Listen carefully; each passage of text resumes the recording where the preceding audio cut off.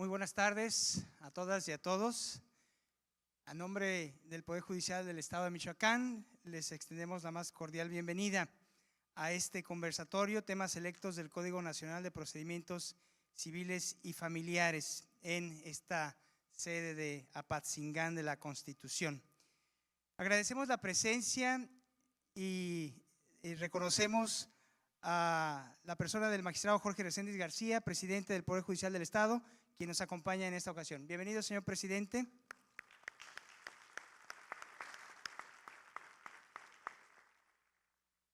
También reconocemos y agradecemos la presencia del consejero Víctor Lenin Sánchez Rodríguez. Bienvenido, señor consejero. Así como del consejero Miguel Alejandro Rangel González. Bienvenido, señor consejero.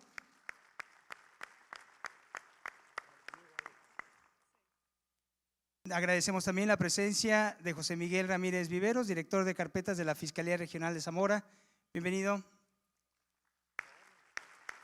Agradecemos también la presencia de juezas y jueces de Apatzingán, personal adscrito a los órganos jurisdiccionales de esta ciudad, profesores y alumnos de diversas instituciones de educación superior de esta ciudad de Apatzingán, profesionistas, integrantes de colegios y asociaciones de abogados, así como de las personas de las señoras sesiones que nos acompañan este día. Muy bienvenidos. También tengo el gusto de presentarles a ustedes a la jueza Guadalupe Magaña Diego, titular del Juzgado Civil del Distrito Judicial de Apatzingán y coordinadora de los jueces de este distrito. Bienvenida, licenciada Magaña. Y también, por supuesto, agradecemos la participación del señor juez Fernando López Arias, titular del Juzgado Tercero Civil de Apatzingán. Bienvenido. A continuación le pido al señor presidente del Poder Judicial del Estado de Michoacán nos acompañe en este presidium para dirigirles un mensaje.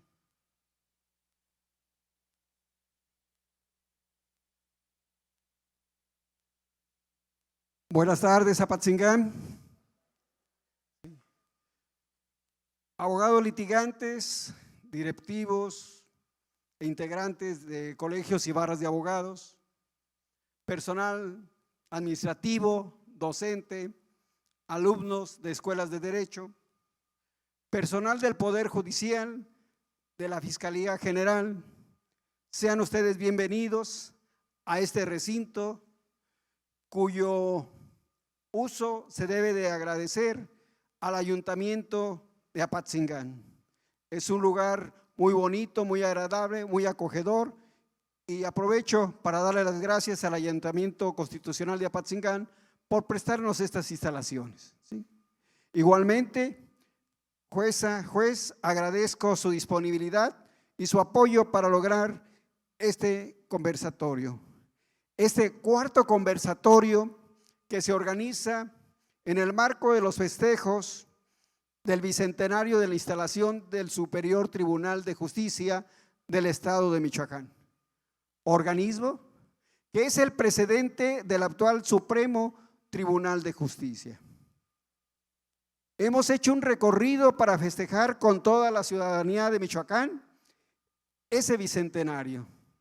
Empezamos en Morelia con un conversatorio a cargo de magistradas y magistrados en donde conversaron sobre las nuevas competencias de los tribunales de segunda instancia. Pasamos a Uruapan, donde se hizo una ilustración de los procedimientos ordinarios, tanto en materia familiar como civil. Recientemente estuvimos en Zamora, donde se analizó la forma de ejecución de las resoluciones pronunciadas en los procedimientos civiles y familiares. Y ahora nos toca estar aquí con ustedes y es un agrado estar aquí. Los jueces de primera instancia de esta región decidieron conversar y transmitirle a ustedes un aspecto muy importante concerniente a cuándo iniciará vigencia, cuándo tendrá aplicación el Código Nacional de Procedimientos Civiles y Familiares. Y nos ilustrarán al respecto haciendo un análisis e interpretación de los artículos transitorios de este ordenamiento legal, específicamente del 1º al 5º, el 9º y el 11º, artículos transitorios, donde nos reflejan si ya empezó la vigencia del Código Nacional o cuándo va a empezar la vigencia de este ordenamiento legal. Temas todos estos importantes que juntamente con otro producto que hemos sacado que denominamos Conversa, que son diálogos entre personal del Poder Judicial y que subimos a nuestra página para que ustedes puedan disfrutar de su contenido. Por ello, les pediría de que acudan a la página del Poder Judicial. Todo esto, como lo comentaba, es en el marco de la conmemoración del bicentenario del Superior Tribunal de Justicia. Pero nuestro festejo es grande y no se queda solamente con esto. Tenemos todavía varios aspectos que vamos a desarrollar, varios eventos. Y si ustedes me los permiten, deje presumirles. En la página ya salió una convocatoria para un concurso de dibujo que va dirigido a niñas, niños y adolescentes de 4 a 17 años. ¿Pero qué van a dibujar? ¿Cuál es el objetivo de ese concurso? Se está generando un micrositio dirigido exclusivamente a niños, niñas y adolescentes, en donde, entre otros muchos aspectos, vamos a destacar los derechos de estos infantes. Y por ello, estamos pidiendo su colaboración para que nos ayuden a seleccionar una mascota, un avatar, y a su vez se genere un logo que represente a los niños frente al judicial. Es necesario que el Poder Judicial llegue a todos los estratos de la sociedad, empezando por los niños, que a lo mejor es una frase ya muy trillada, pero yo considero que es el futuro de nuestra sociedad. Y tenemos que empezar a educarlos, enseñándoles qué es el Poder Judicial, qué hace el Poder Judicial, cuáles son sus derechos. Por ello los invito para que entren a nuestras páginas y vean los requisitos para que sus hijos, nietos, hijos de amigos, de vecinos, puedan participar. También les invito de que el próximo 12 de julio, aunque ahí va a ser en Morelia, vamos a tener un concierto que va a estar a cargo de la Orquesta de Música de la 12ª Zona Militar. No es la banda de guerra, es una orquesta de música que se va a hacer acompañar, sí, en algunas canciones con la banda de guerra de la 11ª Zona Militar. También en nuestras páginas están ahí a las bases para que puedan ver cómo conseguir los boletos y nos puedan acompañar. Y por último, para dar ya la pauta a que empiecen la ciudadana jueza y el ciudadano juez, el día 8 de septiembre vamos a tener en Morelia una carrera. Llamo carrera, pero en sí es un evento donde nos permitirá caminar, trotar, correr, llevar a nuestra mascota, porque la finalidad es que convivamos, que sí compitamos, pero que en mayoría convivamos, estrechemos lazos de amistad con nuestros compañeros servidores públicos, con nuestra familia y en sí con quienes nos acompañan. Todo esto tiene como finalidad específicamente este conversatorio y los conversas que también se están subiendo a nuestra página respecto de la Ley General de Mecanismos Alternativos.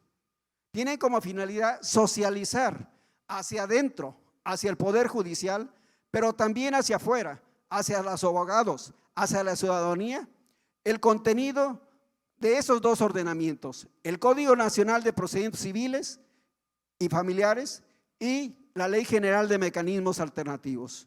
Todo esto porque es importante que los retos que representan estos dos ordenamientos en su aplicación sean compartidos conjuntamente con el personal del Poder Judicial, pero también con los abogados y la ciudadanía.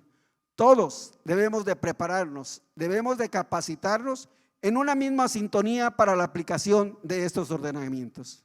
Ya no me desplayo más y les doy las gracias por acompañarnos. Buenas tardes. Muchas gracias, señor presidente, por su mensaje. Al registro, a la entrada de este centro cultural, se les entregó un formato de pregunta. Durante el conversatorio, si ustedes gustan, porque al final vamos a tener una sesión de preguntas y respuestas, si ustedes, por virtud del conversatorio, tienen alguna inquietud o quieren hacer algún planteamiento a nuestros jueces, escríbanlo por favor en ese formatito de pregunta. Nosotros estaremos al pendiente para recabarlos y que se pueda dar respuesta al final de este conversatorio. Voy a permitirme presentar curricularmente a la jueza Guadalupe Magaña Diego. Ella tiene la licenciatura en Derecho por la Universidad Michoacana de San Nicolás de Hidalgo. En el mismo centro de estudios cursó la especialidad en Derecho Procesal y la maestría en Derecho. También tiene varias capacitaciones, entre las que cabe destacar diplomado en Derechos Humanos, en Argumentación e Interpretación Jurídicas y en Derecho Colaborativo. En el Poder Judicial del Estado fue proyectista en segunda y primera instancias durante 16 años. Tuvo colaboración para la creación del Código Familiar vigente. Ha sido ponente en diversos diplomados y cursos a través del Instituto de la Judicatura del Poder Judicial del Estado y en distintas universidades del Estado.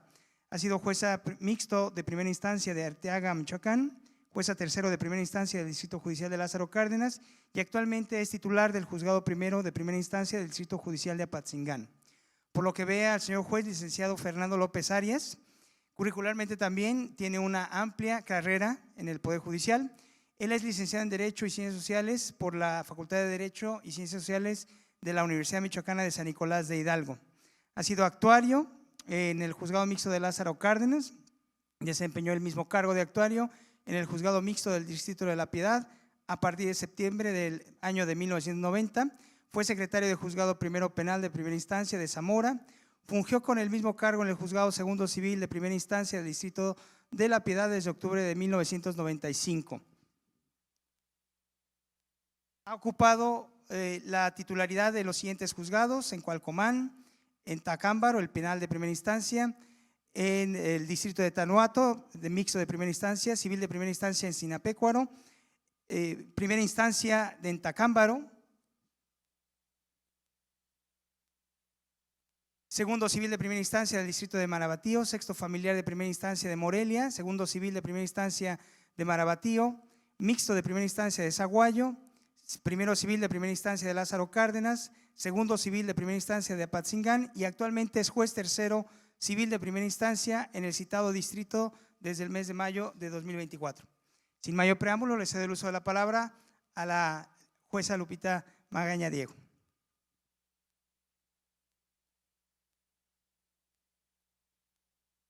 Buenas tardes, tengan todos ustedes, bienvenidos.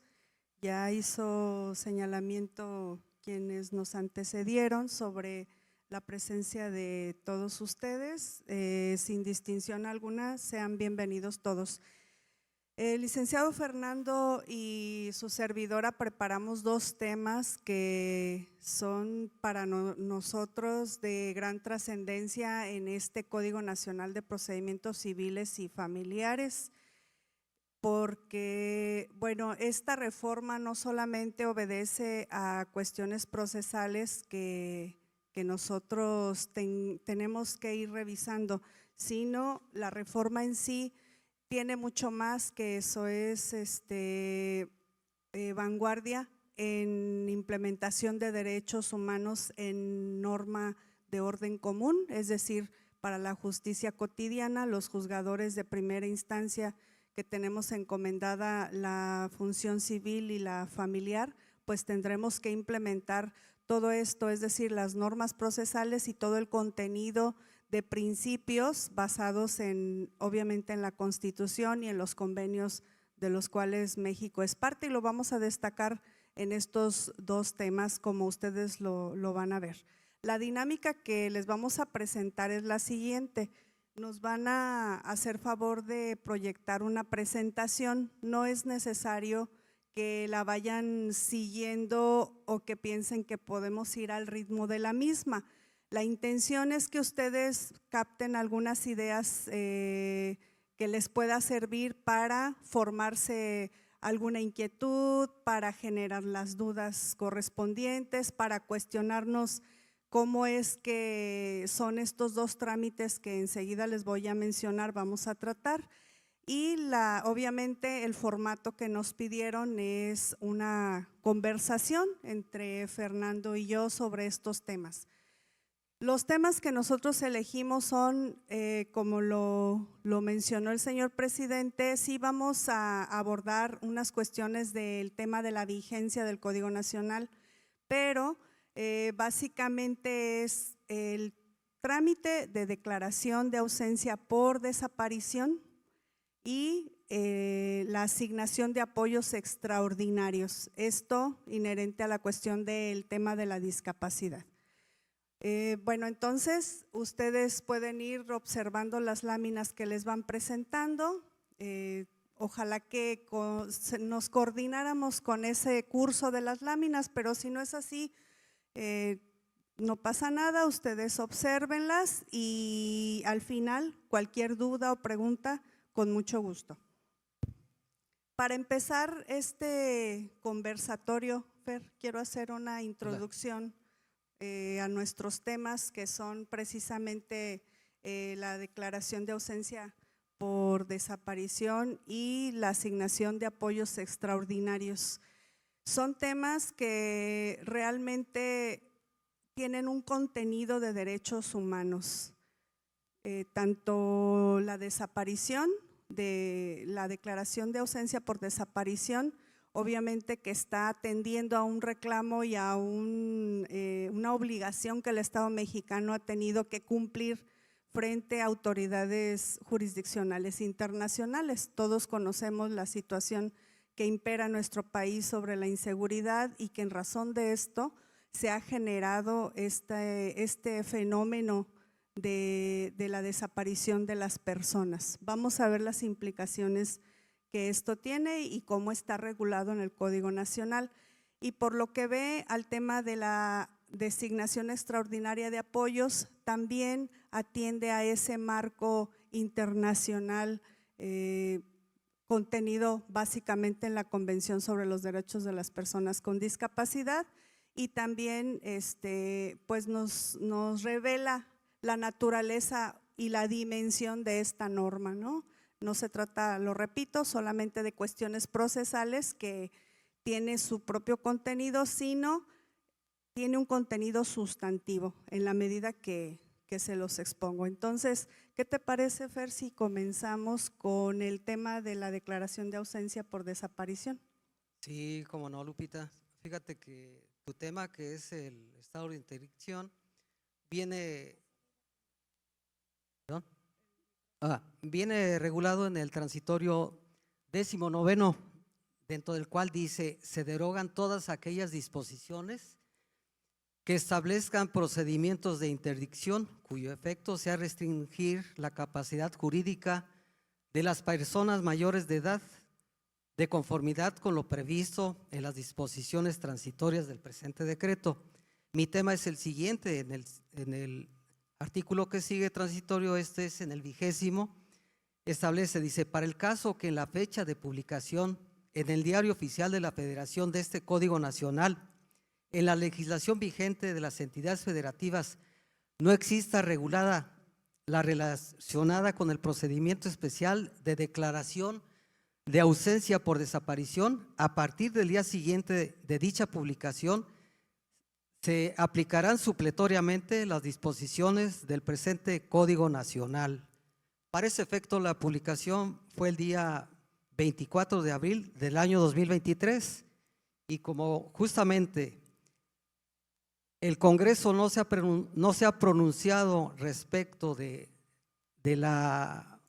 Código Nacional de Procedimientos Nacionales y Familiares, esto es por la infraestructura que aún no se tiene, y además de eso, el Congreso tendrá que enunciar un acuerdo en la cual incorporará el Código Nacional en las entidades que ya se tenga debidamente estructurada dichas oficinas, esto es, dichos juzgados, además de que posteriormente tendrá que hacer un acuerdo en la cual procederá a derogar todos los códigos vigentes en el estado de Michoacán.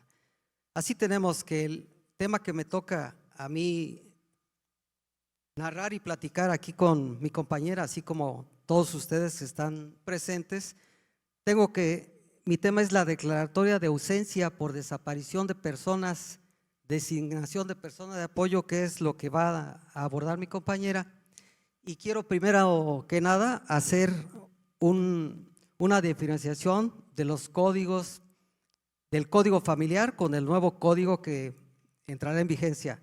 Esto es para pedir la desaparición, la declaración de ausencia. Primero se iniciaba con una medida provisional para el caso de ausente.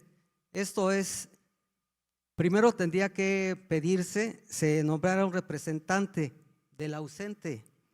Pasados 6 meses tendría acción para pedir la declaración de ausencia. Esto es cuando no tendría algún representante o algún apoderado. Viene el otro supuesto, que cuando había un apoderado general para la administración de los bienes, tendría que dejar pasar 2 años para pedir la declaración de ausencia. Este Código Nacional de Posesiones Civiles y Familiares establece que para pedir la declaración de ausencia no va a pasar ese tiempo que acabo de mencionar en nuestro código familiar, sino que simple y sencillamente al enterarse de que desapareció una persona puede comparecer a pedir en la vía de jurisdicción voluntaria la declaración de ausencia. Esto es, puede ser cualquier persona con interés, así como sus parientes. Es esta solicitud, Fer, de declaración de ausencia, ¿puede ser por escrito? ¿Va a tener otra modalidad? Sí, este código establece 2 modalidades. Una, la tradicional, esto es, por escrito. Asimismo, la de por comparecencia. La de comparecencia es necesario, lo prevé el código, que deberá ser videograbada. De las 2 solicitudes, tanto por escrito como de forma por comparecencia, los juzgados deberán pronunciar el auto inmediatamente dentro de las 24 horas. Asimismo, dentro de esas 24 horas se informará justamente al Ministerio Público de la admisión de dicha solicitud de ausencia. ¿Qué trascendencia puede tener este aviso que se le va a dar al Ministerio Público? Yo considero que a la par que se va a tramitar la declaración de ausencia por desaparición, se informa al Ministerio Público sobre esa desaparición para que se inicie la carpeta de investigación y no solamente tanto en el área civil o familiar, como lo regula el Código Nacional, se tramite esta declaración de ausencia, sino también se investigue la causa por la cual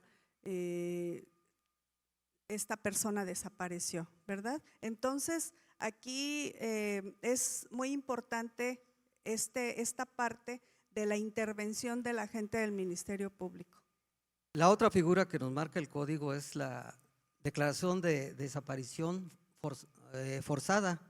Y perdón, Fer, y la situación del aviso a la intervención.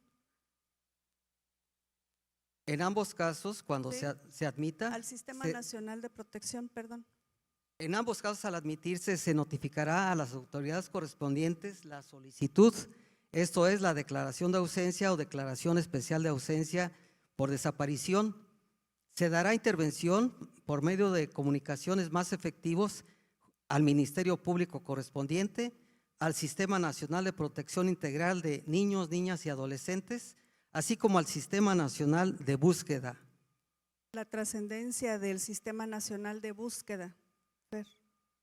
Sí, esa situación de informar es para efecto de que inmediatamente ellos hagan y procedan a llevar a cabo una búsqueda, así como el artículo que dispone la admisión de dichas pruebas. Al admitirse la solicitud, se admitirán todas las pruebas que los solicitantes hayan ofertado. De igual forma, el juzgado oficiosamente deberá pronunciarse y solicitar más pruebas, esto es, sin carga onerosa o acciones dilatorias al solicitante. ¿Qué te parece si nos detenemos un poco en esta situación del sistema de búsqueda? De acuerdo a lo que leímos del trámite en el Código Nacional y de los antecedentes de esta reforma, tratándose del trámite de declaración de ausencia por desaparición, se privilegian dos situaciones. Una precisamente lo es la no extinción de la personalidad jurídica, ¿verdad? Como un derecho humano. Y la otra es la búsqueda de la persona desaparecida. Es decir, la lógica del trámite actual es llamar al ausente. Si ustedes recuerdan, los edictos que publicamos son llamando al ausente. Ahora la lógica es diferente. Es el compromiso del Estado mexicano de buscar a esas personas desaparecidas, y por eso el establecimiento de esta comisión de búsqueda, y el fin, ahorita se los va a compartir Fernando, de los edictos es buscar, no llamar al ausente. Sí, Fer. Sí, sigo manifestándome al respecto. Se citará para una audiencia dentro de los días siguientes a que se haya admitido tal solicitud. Dentro de esa audiencia, el juez se pronunciará respecto de las medidas provisionales idóneas para la máxima protección de las personas de cuya ausencia o desaparición se trate, así como de sus familiares, de manera enunciativa y no limitativa, sobre, muy en especial, guarda y custodia de los menores si es que existen, alimentos de los acreedores, patria potestad, uso de pago de viviendas y vehículos, continuidad en servicios médicos y beneficios que puedan acceder los o las familias de los ausentes o desaparecidos. Bueno, en esta audiencia oral donde se van a decretar esas medidas, reitera esta situación de que prevalezca la personalidad jurídica de esta persona desaparecida a través de todo lo que en su entorno tenía pendiente, ¿no? Cuestiones familiares, laborales, etcétera, jurídicas. Entonces, por ello, el designar quién va a ejercer custodia de sus hijos, por ello, quién va a ejercer patria potestad, igualmente todos los pendientes administrativos que pueda tener, por ejemplo, el uso del servicio médico, Fer. Sí, claro. Además de eso, de cuando se proceda a la declaración de ausencia, es muy importante, Lupita, hacer saber que no prescriben los delitos que pueda tener el ausente. O sea, entendemos con Fernando que esta declaración de ausencia no solamente tiene un impacto en la situación de la persona, de su entorno, en cuestiones positivas hacia lo que es el ejercicio de su personalidad, lo que ya acabamos de mencionar, sino también qué obligaciones tiene pendientes. Es decir, si no prescriben los delitos que esa persona haya cometido, evidentemente que eso es en torno a privilegiar la existencia de esa persona hasta que no se la encuentre viva o muerta, ¿verdad? Entonces, tiene una finalidad no solamente en beneficio de la persona desaparecida y de la gente y de su entorno y de sus cuestiones pendientes, sino también de sus obligaciones. Y es correcto lo que acabas de decir, Lupita.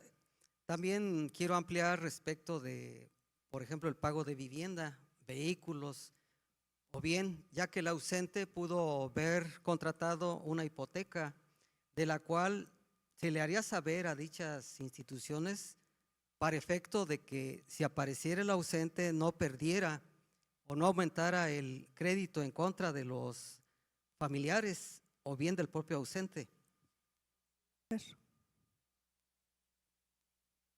Seguidamente se publican, ya cumplidos los requisitos que se acaban de indicar, Celebrada la audiencia oral, ¿verdad? celebrada la Emitidas audiencia oral en el término de los esas 5 días, medidas, sí. se expedirán los edictos de búsqueda en los mismos términos y plazos que las leyes establezcan para ese efecto. La publicación del edicto se le hará saber a las autoridades jurisdiccionales para efecto de que en el dictado de la propia sentencia, en ese mismo momento se ordenará la expedición de copias de la sentencia, así como los oficios, para hacer efectiva la resolución. ¿Qué efectos puede tener esto, Fer, de inmediatamente dictada la sentencia, girar los oficios correspondientes a cualquier autoridad administrativa que tenga que hacer algún trámite respecto de la persona ausente? Se le puede informar en la propia sentencia, claro está, lo que beneficios para los familiares si siguen recibiendo alguna servicio médico en alguna institución de salud, ya sea ISSSTE, Seguro Social o algún otro. De igual forma, se le puede hacer saber de quién va a ejercer la patria potestad y a su vez informar a todas las autoridades inmiscuidas dentro del presente procedimiento. Claro, en relación tanto de él como de su familia y de sus asuntos pendientes, ¿verdad? Sí. Sus efectos es para garantizar la protección de ausencia y desaparición sin que implique la obligación de continuar con el trámite de presunción de muerte. Es la diferencia que hay en este código, que no obliga forzosamente a que declarada la ausencia, los que hayan promovido inmediatamente los obligan o quieran continuar con la tramitación de muerte. Sí. ¿Esto a qué acontece, Lupita? Bueno, nosotros reflexionamos sobre este tema de el por qué no ocurrir a la declaración de presunción de muerte si ya está la declaración de ausencia por desaparición. Y justamente es corroborando esta situación de la existencia de la personalidad jurídica de este individuo hasta en tanto no se le encuentre vivo o muerto. Y solamente a través de la declaración de ausencia tratar de resolver todo lo que se pueda generar y todos los pendientes que dejó en torno a su vida pública, social, privada, jurídica, familiar, etcétera. Entonces, ¿por qué? Pues porque la extinción de la personalidad se derivaría precisamente de una declaración de presunción de muerte. Entonces, ante esa necesidad de que se siga pensando que puede estar viva la persona y buscarla, que es el reclamo social que se le hizo al Estado mexicano, realmente es lo que hace que se regule que no es necesario ya declararlo presunto muerto. Si se declara muerta la persona, los organismos de su búsqueda dejarían de hacerlo. Por eso las madres buscadoras es lo que pretenden, que no dejen de buscar a sus parientes o a las personas que les interesa su declaración de ausencia, más no su declaración de muerte. Claro, y realmente pues esto atiende al escenario social que vivimos y ahí está impregnado en este Código Nacional, ¿no? Es hacer real este reclamo que están haciendo estas personas. ¿Es todo relacionado a mi tema, Lupita? Muy Te bien. escucho del tuyo. Muy bien. Bueno, yo voy a abordar el tema de la designación extraordinaria de apoyos. Esto tiene que ver con el tema de la discapacidad. Nosotros coloquialmente tenemos una idea de lo que es una discapacidad. Pensamos que se refiere a la diversidad funcional que puede tener una persona, ¿no? Física, mental, intelectual, sensorial, es decir, no ve, no escucha. Nosotros tenemos esa referencia concebida de lo que es la discapacidad, pero realmente si nosotros revisamos el contenido que convencionalmente se le ha dado a la discapacidad, realmente no se trata de eso, sino la discapacidad es la interacción que tiene esa persona con discapacidad en su entorno y las barreras que ello le genera. Eso es la discapacidad. Y respecto de esto, evidentemente ya nosotros tenemos en la Convención de los Derechos para las Personas con Discapacidad, específicamente en su artículo 12, una regulación que recoge el Código Nacional de Procedimientos Civiles y Familiares. Entonces, este código, repito, tiene ese tamiz o esa regularidad convencional y constitucional, porque se basa este trámite precisamente en esas disposiciones o en esos requisitos que la propia convención regula. ¿Qué teníamos nosotros en nuestro Código Familiar del Estado? Establecido el estado de interdicción. Ese estado de interdicción que la Corte ya ha declarado inconstitucional, es decir, ha dicho los preceptos que regulan estado de interdicción y designación de tutor en el estado de Michoacán son inconstitucionales. Jueces michoacanos tienen que hacer control respecto de esta situación, inaplicar esos preceptos y basarse en la convención, en el precepto que les acabo de mencionar. Esto está ligado a la entrada en vigor del Código Nacional de Procedimientos Civiles y Familiares. ¿Por qué? Porque aparentemente hasta abril del 2027 estas normas de este código van a tener vigencia, pero por lo que vea este tema en particular, ya tenemos los jueces que estar inaplicando esas normas y apoyándonos supletoriamente en el Código Nacional que estamos platicando para regular el trámite, para iniciar el trámite. Entonces, ese es un aspecto sobre la entrada en vigor o la aplicación de estas normas respecto de este tema. Otro aspecto toral fundamental, el enunciativo o la parte fundamental del Código Nacional en este sentido es: todas las personas mayores de 18 años gozan de capacidad jurídica. Está inmerso el principio fundamental de ejercicio de la capacidad jurídica, ¿verdad? Entonces, ese es el principio fundamental. De ahí nos vamos a basar los jueces para poder llevar a cabo este trámite. ¿Qué va a implicar este trámite? No la designación de un tutor.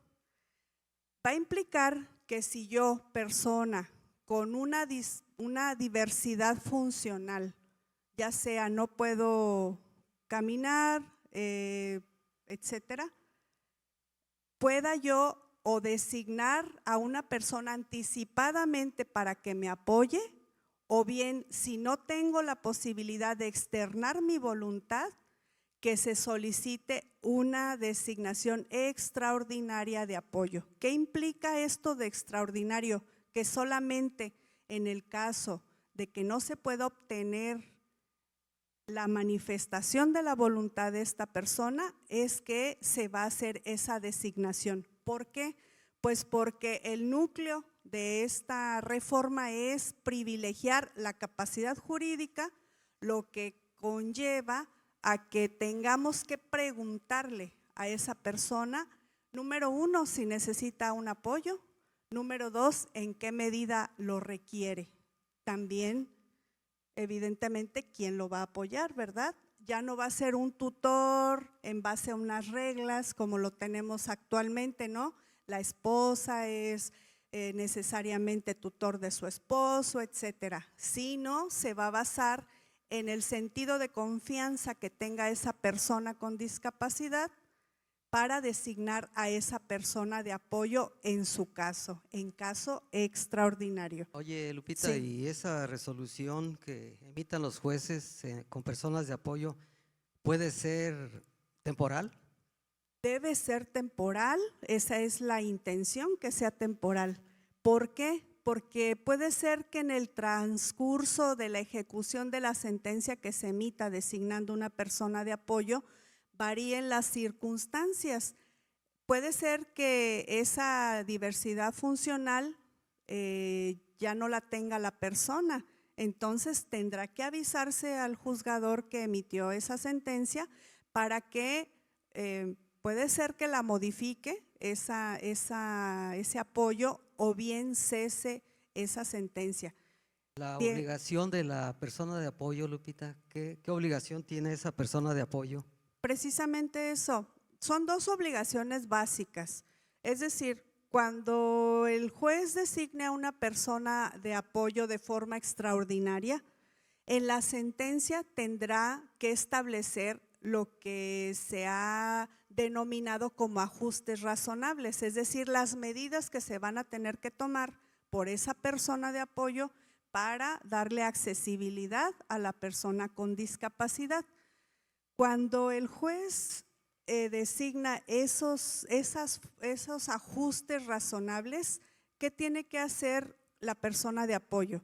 Precisamente interpretar de la mejor manera la designación del apoyo, siempre basado esto en el contexto psicoemocional de la persona con discapacidad y de sus creencias, de sus valores. La persona de de sus apoyo podrá principios. modificar la conducta de la persona con este disque de discapacidad. Está prohibido ya, ¿verdad? Por la propia ley.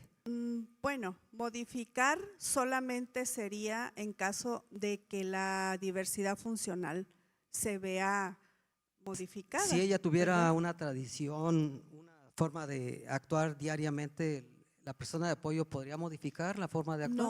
No. Precisamente este Código Nacional está privilegiando que si se está asignando una forma de apoyo a la persona con discapacidad y esta persona con discapacidad tiene ciertos principios o ciertas creencias Valores. religiosas, etcétera, valores, la persona de apoyo tiene que tomar en consideración esas circunstancias de esta persona para poder interpretar lo que el juez le está ordenando en el sentido del apoyo. ¿Esto ¿verdad? podrá hacer la modificación de dicha persona, el juez? No, la persona de apoyo tiene que acatar en la mayor medida posible la voluntad o lo que hubiera querido la persona con discapacidad. El incumplimiento de dicha obligación de la persona de apoyo, ¿qué acarrea? Obviamente su remoción. Aquí lo que se debe privilegiar, Fer, es que cumpla con la sentencia, con la medida de los apoyos que se indican en esa sentencia, y si la persona de apoyo no cumple con ese parámetro, pues cabe su remoción. ¿Lo puede pedir directamente la persona que le está afectando Lo puede pedir la persona con discapacidad o por cualquier sí otra que se misma entere o cualquier otra persona que se entere que no está cumpliendo que con, no lo- está con cumpliendo la función como con fue, la lo que fue función. asignado, ¿verdad? Así es, Fer, sí. ¿Qué restricción tiene la persona de apoyo? Mira, O más bien dicho, la pregunta sería, y el comentario es, para fijar una persona de apoyo, ¿puede hacerla ante notario? no, está regulando el Código Nacional que solamente un juzgador puede, un órgano jurisdiccional puede designar a una persona de apoyo.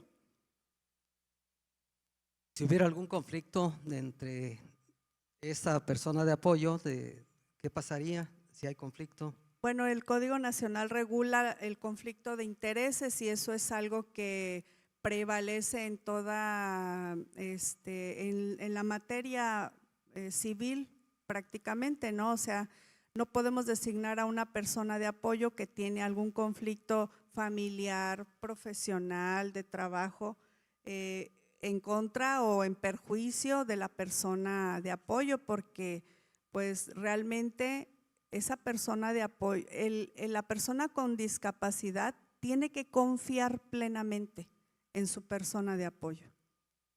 También establece el código que el conflicto de intereses se entiende que existan conflictos cuando la situación laboral así se indique de forma personal, profesional, familiar o de negocios, pueden llegar a afectar el desempeño de las disposiciones imparciales y objetivas de su función de apoyo. Ese sería el conflicto de intereses, ¿verdad? Ese sería el conflicto de intereses, sí. ¿Algo más que nos quieras comentar, Lupita? Bueno, en términos generales, nosotros, para resumir este tema de la discapacidad, en México, ya acotando lo que acabamos de mencionar, tenemos entonces normas contradictorias, ¿verdad? Porque en las legislaciones locales tenemos regulados los estados de interdicción, y en la convención, que es parte de nuestras normas, porque México es parte de esta convención de los derechos de las personas con discapacidad desde el 2008, entonces es legislación vigente para nosotros. Existe esta otra disposición de privilegiar la capacidad jurídica de las personas con discapacidad. Luego, si nosotros consideramos que en México hay alrededor del 16.5% de población con alguna diversidad funcional, pues estamos hablando de que esta designación de apoyos extraordinarios, que se trata de justicia cotidiana, realmente es un grueso de procedimientos que tenemos que atender los jueces y que tenemos que ceñirnos al trámite del Código Nacional que entrará en vigor próximamente, pero entender nosotros que ya tenemos obligación de tramitar esta designación de apoyos en base a la propia convención. Si presentaran esa solicitud de una forma que no fuera entendible, ¿qué va a hacer el juzgador? ¿Va a desechar la solicitud o qué marca este código? ¿Existe esa formalidad tan cerrada que había antes?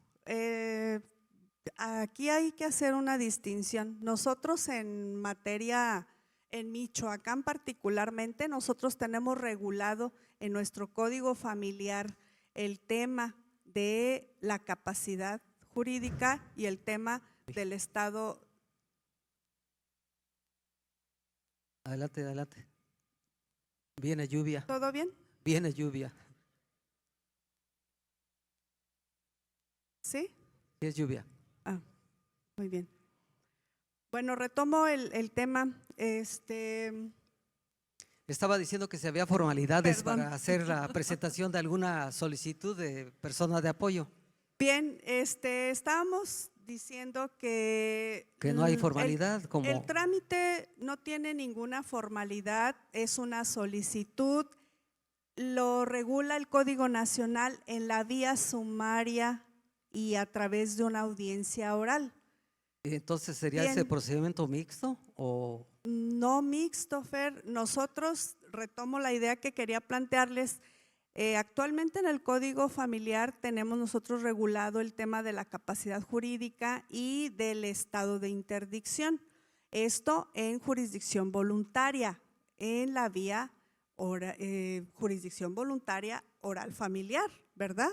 Sí. Pero el Código Nacional, como este apartado de la designación de persona de apoyo está en la justicia civil, nos está diciendo, este trámite lo vas a realizar en la vía sumaria y a través de una audiencia oral. Entonces, aquí vamos a tener que también revisar cuando se haga el planteamiento del proyecto de reforma del Código de Procedimientos Civiles y Familiares y del Código Familiar. Vamos a tener que hacer una revisión exhaustiva de qué normas van a prevalecer y cuáles otras van a tener que ajustarse a los trámites que está especificando el Código Nacional. Tiene aquí una gran importancia nuestro código familiar porque la mayoría de los códigos de los estados está separado código civil, código de procedimientos civiles, código familiar y código de procedimientos familiares, ¿verdad? Y nosotros en particular en el código familiar pues tenemos contenidas normas sustantivas y procesales. Y si ustedes revisan el libro primero del Código Familiar vigente, ahí se contienen también normas procesales. Entonces, cuando se haga la propuesta de Poder Judicial sobre la reforma, pues va a tener que revisarse bien esta parte de las vías de planteamiento, de los trámites, del tipo de audiencia, etcétera, para la gestión de estos trámites. Gracias, Lupita. Bueno, pues por nuestra parte queríamos hacer una reseña sobre algunas generalidades del código. No sé si ustedes lo permitan o si gustan pasamos, si tienen alguna pregunta, podemos pasar a preguntas y respuestas. Adelante. ¿Sí? Adelante usted. Ah, perfecto. Nosotros revisamos algunos aspectos que nos parece importante. Las generalidades de este nuevo código. Sí, acotárselas para sembrar en ustedes la inquietud. Esta es la intención de los conversatorios, hacer llegar a ustedes una información que puedan complementar con su propia investigación y que les siembre esa duda de ya empezar a leer este código, ya empezar a revisar las conveniencias que tiene, los beneficios, lo que puede tener áreas de oportunidad de mejoría, ¿verdad? Entonces, empezamos con estos principios rectores, a ver qué les parece a ustedes. Empezamos con el de acceso a la justicia, Lupita. Es un principio fundamental, ustedes lo saben, acceso a la jurisdicción. Es un principio que van a encontrar en el código en diferentes trámites, en diferentes porciones normativas. Decíamos al principio, este es un código de Corte de Derechos Humanos, entonces tanto sustantivamente como procesalmente vamos a encontrar privilegiados estos principios. Y agrego lo siguiente, que toda persona, sabemos, tiene derecho a acudir ante la autoridad competente para presentar sus pretensiones, derechos que pueden exigir a otra parte contraria. Así es. Tenemos la concentración. Para ese efecto se procurará desahogar las mayores cantidades, las mayores pruebas que se puedan desahogar en una sola audiencia. Esto es, por eso le llaman el principio de concentración. Así es, eso realmente nosotros ya lo estamos practicando.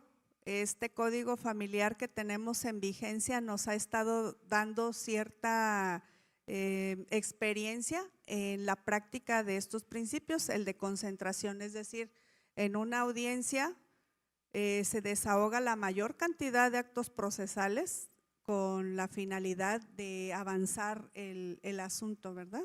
Siguiente principio, Lupita, que es el de colaboración. Se propiciará que las propias partes contendientes hagan y promuevan algún tipo de conciliación para efecto de que lleven a cabo de una forma cordial, llevar a cabo soluciones de los propios conflictos que existen entre ellos mismos.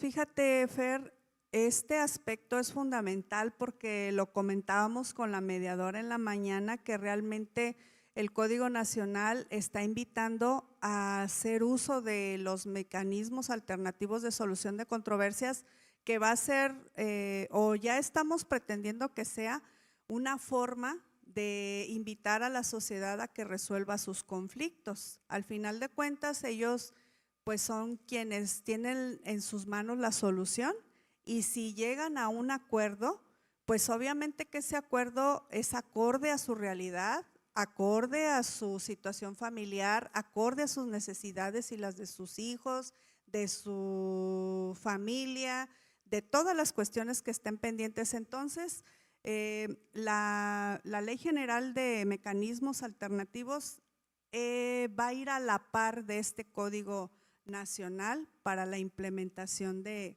estos medios alternos de solución de las controversias.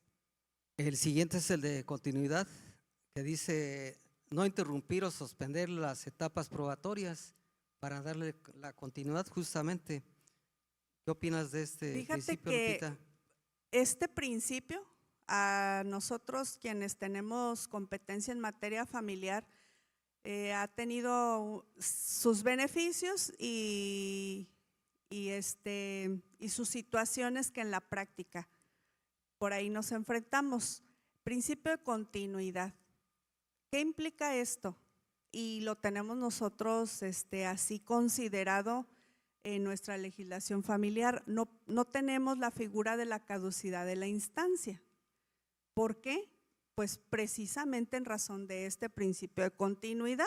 Es decir, si las partes no impulsan el procedimiento y los jueces tienen la obligación de oficio estar impulsando el procedimiento, ahí convergen estas dos cuestiones y por ello es que se privilegia este principio de continuidad para darle solución a los asuntos. Pero tiene también sus situaciones que se puede decir que nos cuesta un poquito de trabajo. ¿Por qué? Pues porque hay muchísimos casos, aun cuando nosotros actuáramos de oficio en todos, es muy complicado estar al pendiente del impulso que oficiosamente tenemos que. Entonces, para hacer realidad este principio, también es necesaria la participación del foro, ¿no? El abogado que haga su labor y el juez obligadamente su función oficiosa. Más de que este nuevo código establece que las partes tendrán que ser van a ofertar una conducta de lealtad. A su vez, van a tratar de no ofertar algún tipo de prueba que sea tediosa para entorpecer tipo de etapas que puedan ser un poco difícil y no dar la continuidad, ¿verdad? El siguiente principio es el derecho a debatir. Materia familiar lo tenemos en todas las audiencias, que se le da el uso labor respecto de las pruebas ofertadas por la contraria, dándole uso de debatir la misma. Yo quisiera preguntar al foro de abogados, ¿cómo se han sentido ustedes con la implementación de la oralidad familiar? ¿Cómo se sienten ustedes en las audiencias? Previo a una audiencia, ¿ustedes consideran que deben prepararse, deben exponer unos alegatos, deben fijar la litis de la forma en que lo regula el código? Esto va como muy dirigido al foro de abogados. ¿Ustedes ya han ido practicando esto en las audiencias familiares? Pues ahora lo vamos a tener que hacer todos, ustedes desde su trinchera y nosotros desde detrás del escritorio, oralmente exponer. En este nuevo código, todos los juicios van a ser orales, excepcionalmente lo que la propia ley diga puede ser que sea escrito, pero todos son de forma oral. Entonces tendremos pues que capacitarnos todos, ¿verdad? Incluso lo decía el señor presidente cuando comenzó su charla, los magistrados también ya van a estar implicados en el tema de las audiencias orales. Entonces, pues la tendencia es esa, a prepararnos en la oralidad, a prepararnos en cómo exponer nuestras pretensiones, nuestras excepciones y defensas, nuestros alegatos, etcétera. ¿Sí? Tenemos otro principio que es igualdad procesal. Esto es que toda persona tendrá el mismo trato por parte de los tribunales, excepcionalmente cuando existan niños, niñas, adolescentes o adultos mayores o personas de grupos sociales en situación de vulnerabilidad. Esto es la igualdad procesal. Claro, y excepcionalmente estos grupos porque sabemos que pues tenemos la obligación de proteger el interés superior de los niños, proteger el interés superior de las personas adultas mayores, de las personas con discapacidad. No rompe con el principio de igualdad procesal, sino ante su vulnerabilidad se tienen que establecer mecanismos para que ellos participen de forma idónea y respetando sus derechos en estos juicios. Tenemos el de inmediación. Esto es el tener contacto directo con las personas, justamente el desahogo de sus pruebas, así como sus propias argumentaciones. El juez se dará cuenta, así como los justiciables, de las pruebas ofertadas. De tal forma, esta inmediación es muy importante en este nuevo código. ¿Qué opinión les merece esto a ustedes? ¿Se han hecho esa pregunta de qué tan eficiente o qué tan benéfico está resultando ser que vayan ustedes a una audiencia oral, vayan las personas a quienes ustedes están representando y que de viva voz ellos vean cómo ustedes se desempeñan técnicamente y cómo se desempeña el juez administrándoles justicia? Tenemos otros principios, el interés superior de la niñez, como ya lo indicaste, en la igualdad procesal, que si existe ese derecho está por encima de cualquier otro. Tenemos el impulso procesal, que las partes igual forma tendrán la oportunidad y solicitar y la obligación para entrar a la no paralización de las etapas procesales, con independencia del principio de dirección procesal que corresponde a la autoridad judicial. Muy bien. Tenemos Muy bien. enuncio rápidamente los siguientes principios, nada más los voy a enunciar. Solo enunciativamente. Sigue la lealtad procesal, litis abierta, oralidad, perspectiva de género, preclusión, privacidad y publicidad. Creo que a todos estos principios, la mayoría de los que estamos en este auditorio sabemos el significado de cada uno de ellos porque ya se utilizan en la materia familiar. Adelante, Lupita. Sí, gracias. Bien, si ustedes nos los permiten, vamos a comenzar con algunas preguntas que tienen aquí. Esperemos contar con la respuesta sin ningún problema. Sin problema alguno, siendo nuestro tema, adelante.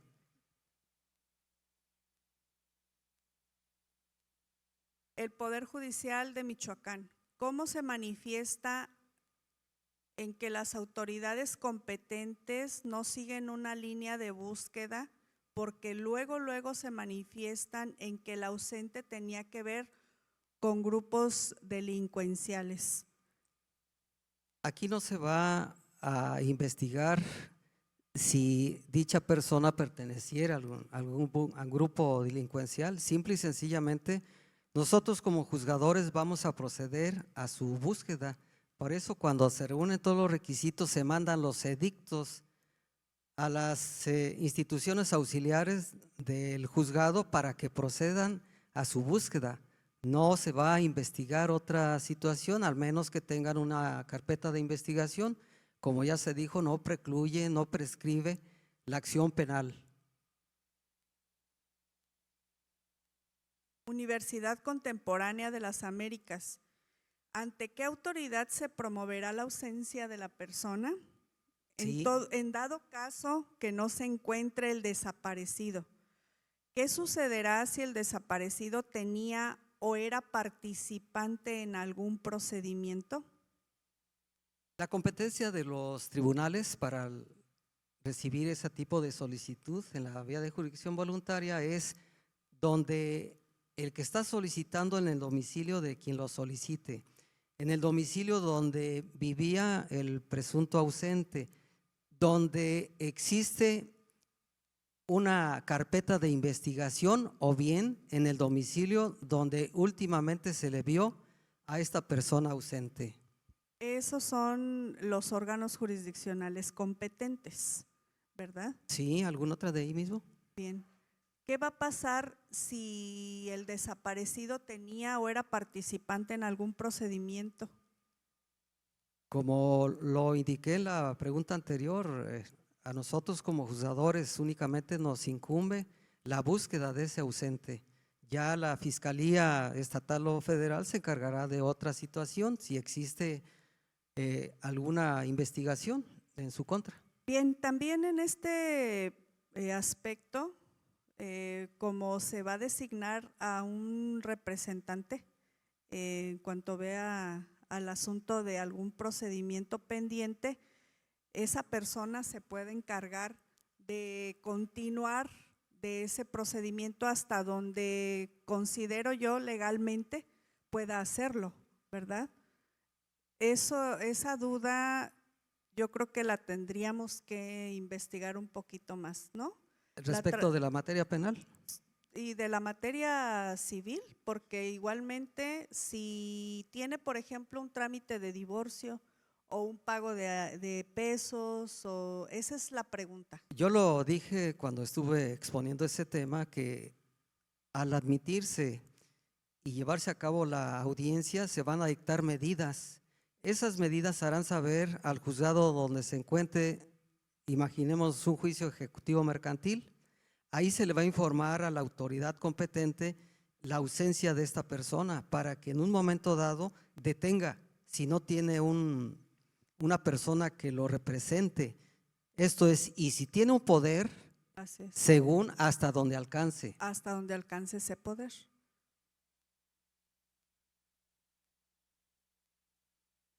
¿Cómo influye la inteligencia artificial en el ámbito legal? A ver, Rafael Martínez Saldívar, ¿me puede ampliar más su pregunta?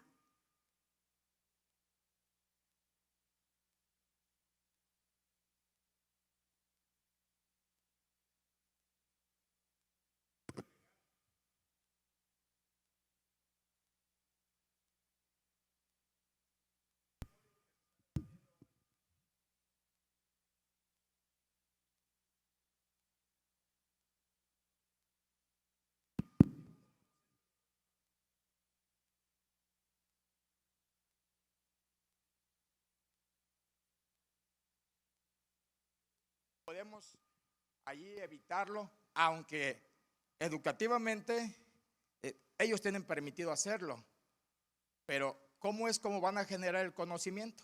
Inteligencia artificial entendida como todo lo que artificialmente se pueda concebir para ejercer un derecho, para administrar justicia. O como medio de prueba. Por ejemplo, vamos a tener, está regulada la justicia digital en el Código Nacional, ¿verdad?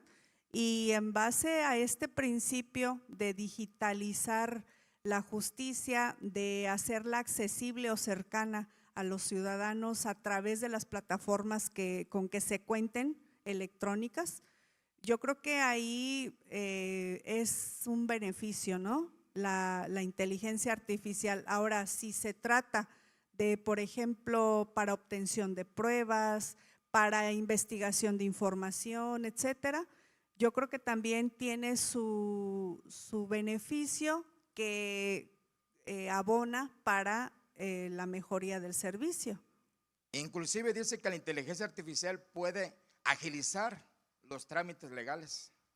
Si usted litiga, usted sabe bien que usted puede presentar un amparo vía telegráfica, vía internet, ya hasta hay página especial sin que usted se mueva de su despacho para presentar de esa forma. Pienso que es muy benéfico esa inteligencia que acaba de decir. Es correcto, muchas gracias por su participación y gracias por contestar. Sí, gracias. Y bueno, la influencia, eso es, considero que debe ser positiva, ¿verdad? Otra pregunta. ¿Qué va a pasar con los bienes muebles o inmuebles del ausente si con el paso de los años no se le encuentra? Se dijo que en dichas medidas, cuando se admite y se desahoga esa prueba, se informará justamente que existe es ausencia. Aquí este código no nos está marcando un término de hasta cuánto tiempo. Esa sería la respuesta. No hay, podría haber una laguna en ese sentido aquí.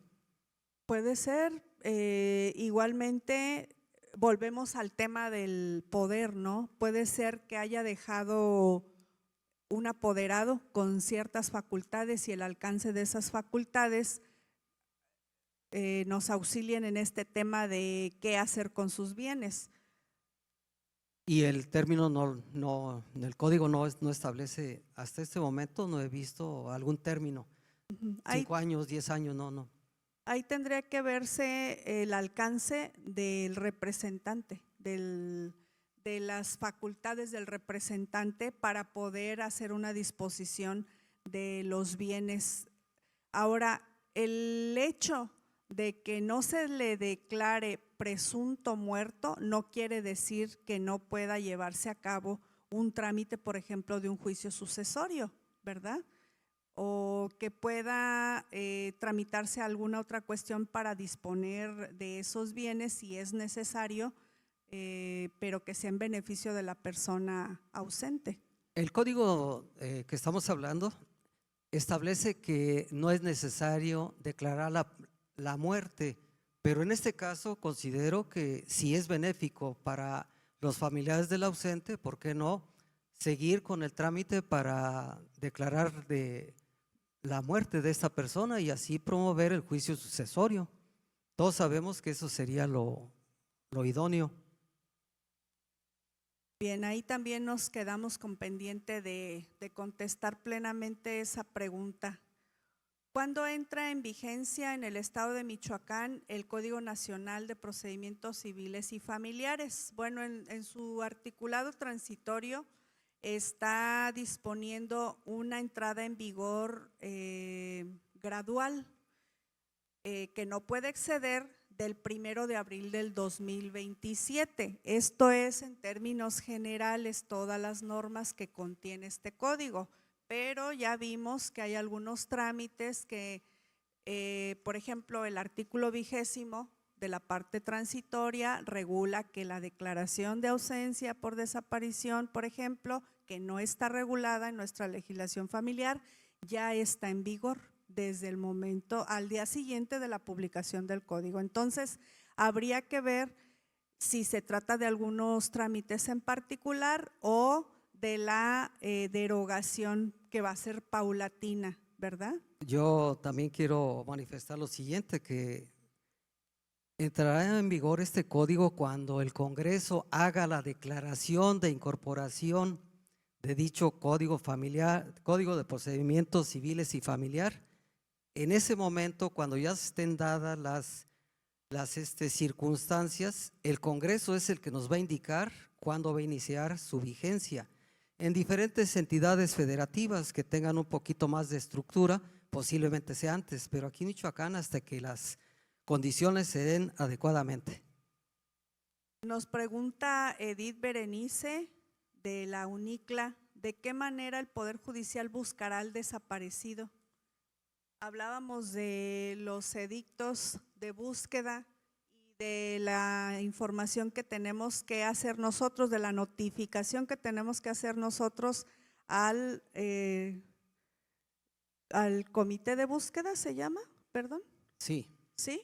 Entonces, esos son los mecanismos que va a utilizar el juez para buscar a la persona desaparecida a través de la emisión de los edictos en el momento procesal oportuno y en cuanto presentan la solicitud, la notificación a ese comité de búsqueda para que ellos a nivel nacional e internacional realicen la cédula correspondiente para empezar a buscar a esa persona.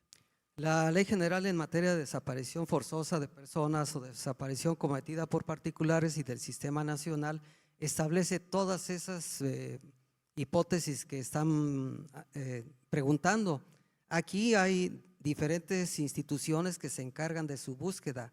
Tienen base de datos, bastantes instituciones en auxilio de las autoridades jurisdiccionales.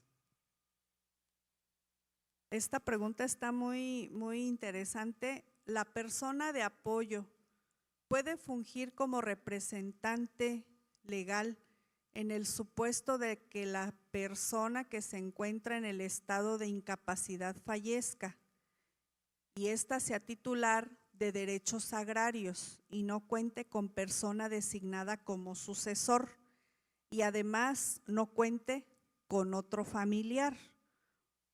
Bueno, yo creo que Ya nos fallecida- metieron en materia agraria, licenciada. pero ya fallecida la persona con discapacidad o no, el trámite ya sea en materia civil, sucesión, o en materia agraria, también sucesión, ¿verdad? También está regulada una forma de suceder los bienes agrarios, será la representante de esa persona con discapacidad en vida. Es decir, ya fallecida, pues se inicia el trámite que corresponda, ya sea civil o agrario, y en esos trámites se hace la designación del albacea, que en materia civil conocemos como albacea, y en materia agraria, si no tiene un sucesor designado, desconozco cómo o a quién sucederá esa persona. Aquí tenemos en el auditorio al licenciado materia agraria. Juan. Levante la mano, licenciado. A ver, ayúdenos tantito, por favor. Bueno, pero yo también ¿Qué quiero… pasa? ¿Qué pasa, Oiga, licenciado? yo también quiero contestar lo que están… A ver. Está diciendo que si la persona de apoyo tiene algún derecho en Si relación no a… dejó sucesor de derechos agrarios. Hay que ver qué relación tenía esta persona. Recuerde que puede, si fuera concubina, por decir algo, acreditarlo. Si fuera algún tipo de relación que tuviera, primero acreditarlo, Pero para no- seguir pidiendo lo ¿No que… será que en materia agraria parece ser que es a quien designa, ¿no? La persona. Ahí aparece quién va a ser el heredero en esa… A ver, adelante, por favor, ayúdenos.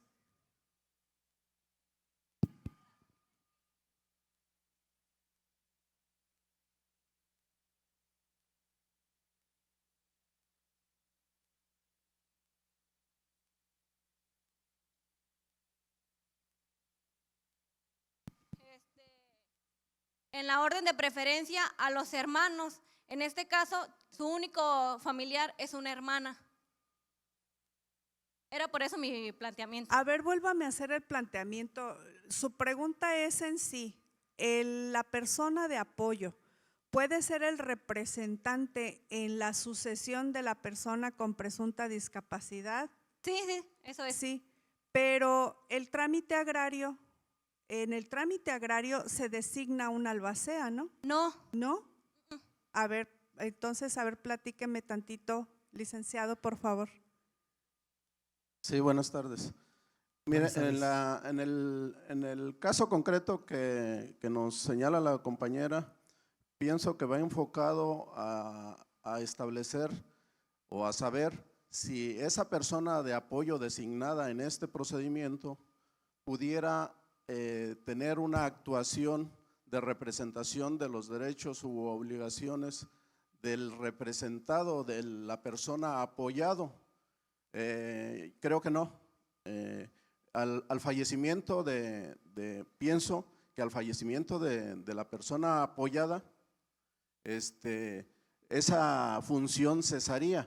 Entonces ya nos sujetaríamos al procedimiento en sí, al procedimiento general que establece la ley agraria en cuanto al juicio sucesorio. Así es. Que no hay una sucesión. En primer lugar, hereda la esposa o concubina o concubinario en su caso.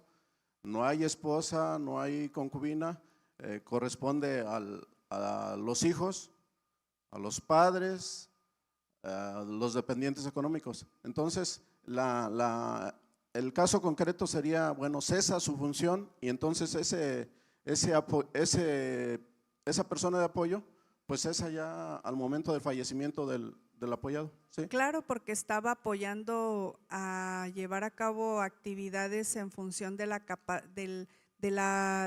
de la dificultad que tenía la persona con discapacidad para ejercer su capacidad Y sin jurídica. ningún tipo de interés. Exactamente, entonces creo que la respuesta va más o menos, ¿no? O sea, muriendo la persona, termina la designación del apoyo y si es en materia agraria o civil, ya la representación en su sucesión corresponderá de acuerdo a las leyes correspondientes.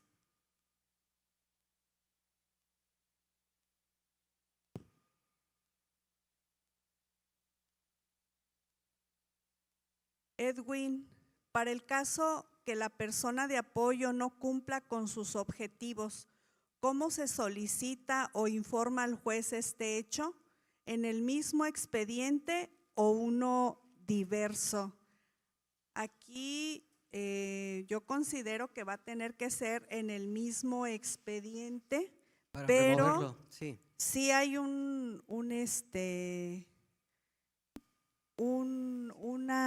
disposición que regula que de forma incidental tendrá que hacerlo ver al juez que designó a la persona de apoyo.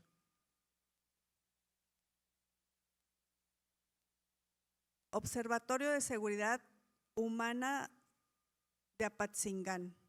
La persona de apoyo se asigna solo a posteriori de un proceso legal.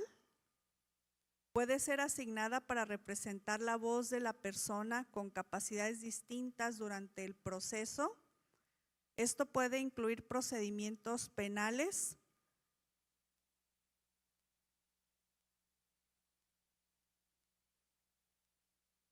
generalmente la designación de persona de apoyo la realizan para gestionar todas las cuestiones inherentes al ejercicio de la capacidad de esa persona. Entonces, es muy probable que sea primero la designación del apoyo y ya en base a esa designación llevar a cabo los procedimientos jurisdiccionales que tenga pendientes esta persona.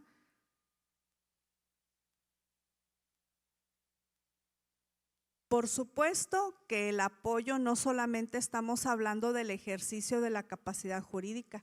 El apoyo puede ser, deseamos que la diversidad funcional no nada más es física, mental, puede ser sensorial, puede ser que no escuche, que no vea y evidentemente que esa persona de apoyo ya asignada puede asistirlo en cualquier procedimiento y apoyarle de esa manera. Esa es una forma de los apoyos que se pueden asignar a las personas con discapacidad. Aquí te hacen otra pregunta, Lupita. Dice Carolina, Procuradora Agraria, dice, ¿la persona de apoyo termina su función o su asignación al fallecimiento de la persona que apoya? Así es. Observatorio de Seguridad Humana de la región de Apatzingán, Julio Franco. ¿Existen las capacidades institucionales para atender judicialmente a las personas sordomudas? De no ser así, ¿en cuánto tiempo y cómo se corregirá esa falta? Sí tenemos personal que nos sirve de intérprete en los procedimientos jurisdiccionales. Tenemos peritos en lenguas indígenas y tenemos también peritos que atienden. Yo de hecho tengo ahorita un caso donde es un divorcio, ambos son sordomudos y de ambos se solicitó al Supremo Tribunal la designación de un intérprete. Entonces sí contamos con el personal. No sé si esto obviamente tenga que ampliar la plantilla, ¿verdad?, de esas personas de apoyo, pero sí cuenta el tribunal con personas intérpretes que nos pueden apoyar para auxiliar, porque de hecho yo lo designé como persona de apoyo para el procedimiento a estas personas intérpretes que nos van a ayudar en las audiencias o en las intervenciones de estas personas que se quieren divorciar. Entonces sí tenemos esa infraestructura humana. Sí, eso todas, Lupita. Sí. Era la misma. Es Ya todo, contestaste. es Sí. todo lo que nos hicieron llegar de Muchas sus gracias por las cuestionamientos. respuestas tan puntuales a las preguntas y planteamientos hechos.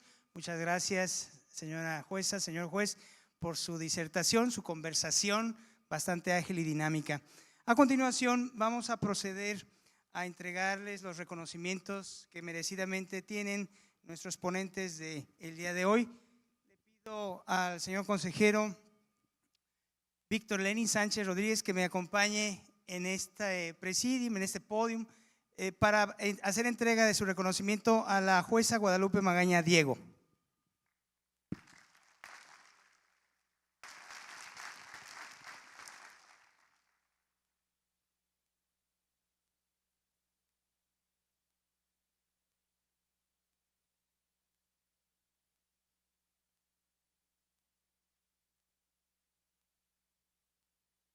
Muchas gracias, señor consejero Lenin. Le pido al señor consejero Miguel Alejandro Rangel González me acompañe en este presidium para hacer entrega de su reconocimiento al señor juez Fernando López Arias.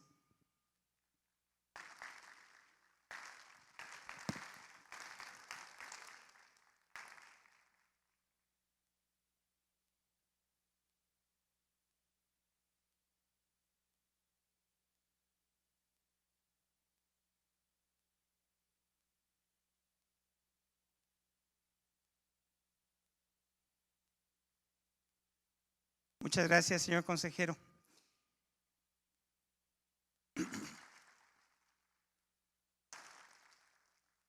Como bien lo señaló el señor presidente del Poder Judicial del Estado en su mensaje, sin el apoyo de las autoridades municipales al prestar este magnífico centro cultural Constitución de Apatzingán, no hubiera sido posible que el Poder Judicial llevara a cabo este conversatorio. Por lo tanto, es justo, es de rigor, de deber, entregar un reconocimiento tanto al actual presidente municipal y al centro, por supuesto, de sus reconocimientos. Le pido yo al señor presidente que me acompañe para hacer entrega en la persona del licenciado Liborio Flores Quesada, a quien también invito, director de Fomento Económico y Cultural del Ayuntamiento de Apatzingán,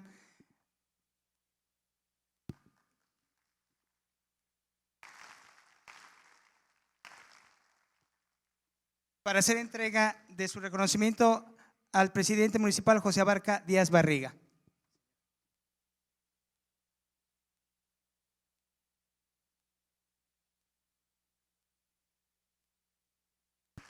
Así como también a la sede, el Centro Cultural Constitución de Apatzingán.